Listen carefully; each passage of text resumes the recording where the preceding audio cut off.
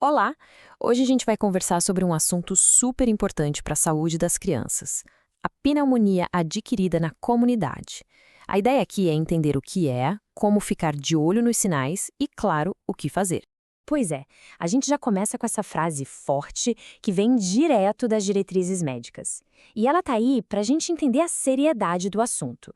Pneumonia não é só uma tosse mais forte, sabe? É uma ameaça real, principalmente para os pequenos com menos de 5 anos. Essa é a grande questão, né? E é por isso que este material foi pensado como um guia mesmo, bem direto ao ponto, para transformar o conhecimento médico em algo prático, que pais e cuidadores possam usar no dia a dia. Ok, vamos mergulhar um pouco nisso. Para a gente poder combater um problema, primeiro a gente precisa entender o que ele é. O que será que acontece lá dentro do corpo de uma criança com pneumonia?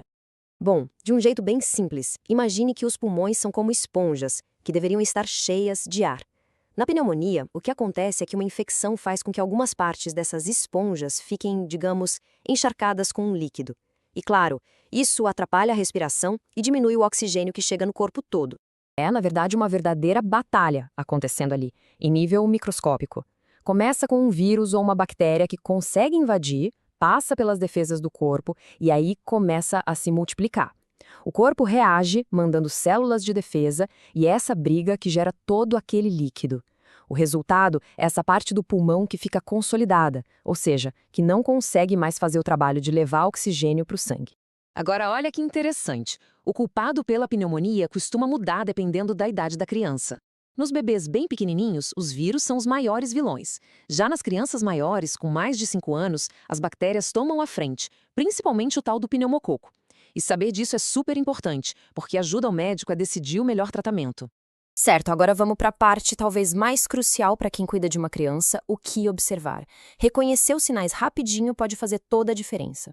Geralmente, tudo começa com esses sinais mais gerais, sabe?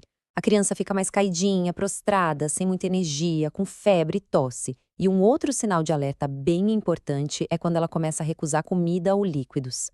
Mas, de todos os sinais, se tem um que a gente precisa prestar muita atenção, é este aqui: a respiração rápida. A taquipneia, como os médicos chamam, é o sinal isolado mais confiável de que pode ser pneumonia. É basicamente o corpo tentando compensar a falta de oxigênio, respirando mais rápido. Ficar de olho na frequência da respiração é fundamental. Agora, atenção máxima aqui. Esses são os sinais de alerta, a bandeira vermelha de que a situação é grave e precisa de atendimento médico para ontem. Se a criança está com os lábios ou as unhas meio azulados, se está muito sonolenta, não consegue beber nada, ou se a pele entre as costelas afunda muito a cada respiração, é hora de correr para o hospital. Ok, os sinais foram notados, o médico foi procurado. O que acontece a partir daí? O legal é que o diagnóstico, na maioria das vezes, é bem direto, focado nos sintomas que a criança apresenta. Então, o ponto principal é que, na maior parte dos casos, o médico não precisa de um monte de exames complicados. A combinação de tosse, febre e, principalmente, aquela respiração rápida que a gente falou, já costuma ser o suficiente para fechar o diagnóstico de pneumonia e começar o tratamento. Ah, então quer dizer que nunca precisa de raio-x ou exame de sangue? Não é bem assim. Eles não são pedidos sempre, mas são ferramentas importantes para algumas situações. Por exemplo, se o médico está com alguma dúvida, se o caso é grave e a criança vai precisar ser internada, ou se o tratamento inicial não está dando o resultado esperado. E agora, a parte boa da história: a pneumonia tem tratamento, e ele costuma ser bem eficaz. O plano para a recuperação é claro, focado em combater a infecção e dar todo o suporte que o corpo da criança precisa para se recuperar. E aqui a gente viu os dois principais caminhos de tratamento. Os casos mais leves são tratados em casa, com um antibiótico pela boca, como a amoxicilina.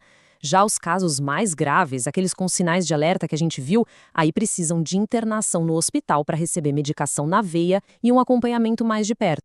Mas olha, não é só o antibiótico que faz o trabalho, viu? O cuidado de suporte é essencial. Isso inclui oferecer oxigênio, se for preciso, garantir que a criança esteja bem hidratada, bebendo bastante líquido, e também usar remédios para baixar a febre e aliviar o mal-estar.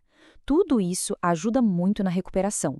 Bom, a gente já sabe identificar os sinais, já sabe como tratar, mas e se fosse possível evitar tudo isso? Pois é, a melhor estratégia é sempre a prevenção. E a boa notícia é que existem ferramentas bem poderosas para proteger as crianças. E aqui, sem dúvida nenhuma, a vacinação é a nossa maior aliada. As vacinas contra o pneumococo, o hemófilos e a gripe protegem contra os principais causadores de pneumonia.